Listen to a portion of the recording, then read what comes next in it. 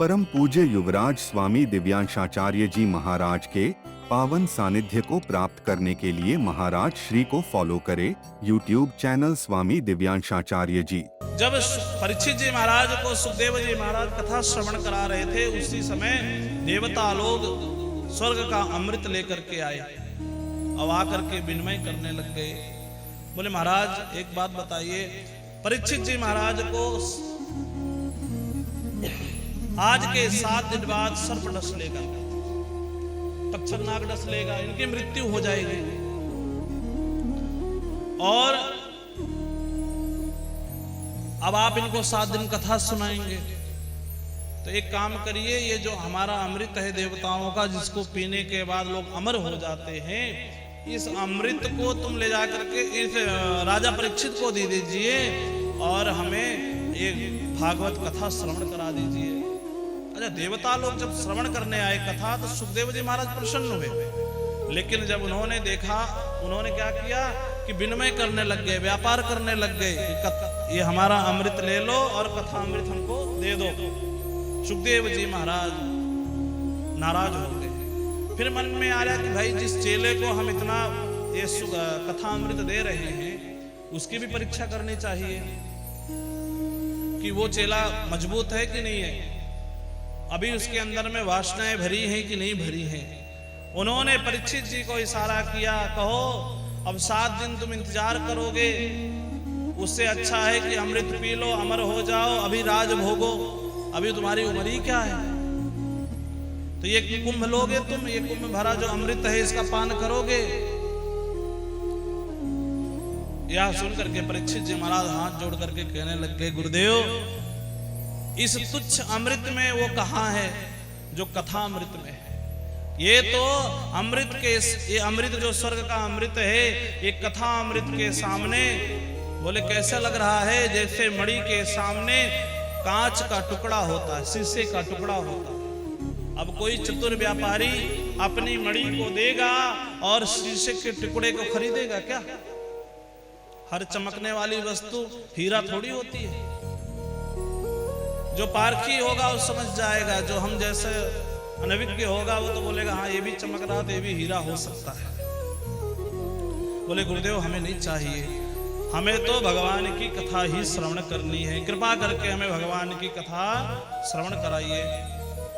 अब तो देवताओं को जो है श्री सुखदेव जी महाराज ने फटकार के भगाया। तुम लोग कथा यदि सुनने आते तो आराम से मैं तुमको सुनाता, कभी भी जो है हटाता नहीं यहाँ से, लेकिन तुम कथा नहीं बल्कि व्यापार करने आए, इसलिए तुम इसके अधिकारी नहीं हो, तुम्हें ये कथा श्रवण करने योग्य नहीं हो, भगा दिया सबको। इसलिए कहते हैं अभक्तास्तास्य विज्ञाय न ददौ शकथामृतम् श्रीमद्भागवती वार्ता सुराणामपि दुर्लभा।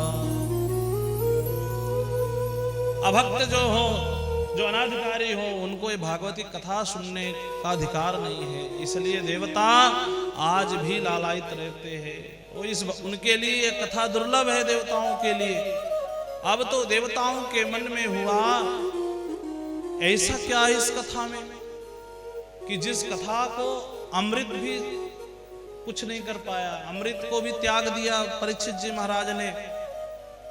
सब लोग भग करके गए ब्रह्मा जी के पास, ब्रह्मा जी से जा करके